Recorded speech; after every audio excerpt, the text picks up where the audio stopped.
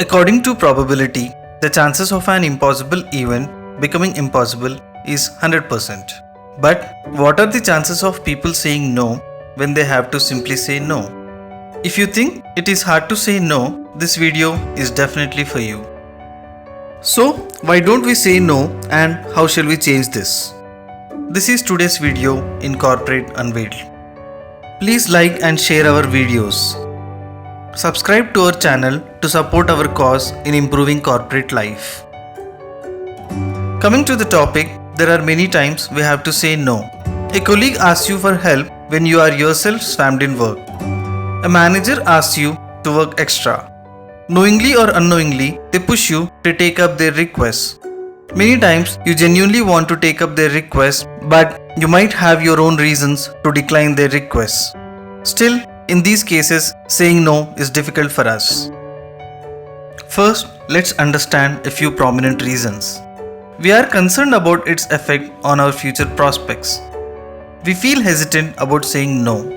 Saying no can be perceived as weakness or lack of capabilities. For some people, saying no hurts them, and for others, it is like an insult. We feel guilty to say no, especially when someone comes for help. We have a fear of not getting help later on. And above all, we are grown up in a society where saying no or questioning elders is an insult. The same percolated in corporates too. We are so concerned about these factors that we often say yes even when no is the obvious answer. If we keep accepting others' requests, we spend more personal time to complete the work. Sometimes we don't have capabilities also, and that takes more time. All these don't let us work wholeheartedly, leading to work of average quality and sometimes with lapses also. In the end, in spite of helping others, there is a possibility of losing their confidence in us for delivering average work.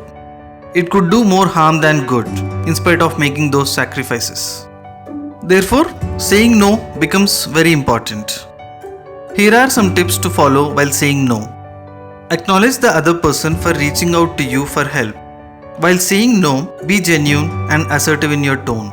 Your behavior should not be affected by others' expectations or disappointments. Give valid reasons if you can. Explain them briefly why that is not possible. See that it is an explanation, not a justification. Suggest some alternatives. It could be a change in execution that saves time or a go-to person who can assist him. And finally, leave the point then and there. You don't have to regret for not helping. You're not a messiah to solve everyone's problems. Overall, understand whether the request is genuine. If it is so, ask him if it is fine helping later on. Do your best to help him and he will surely understand.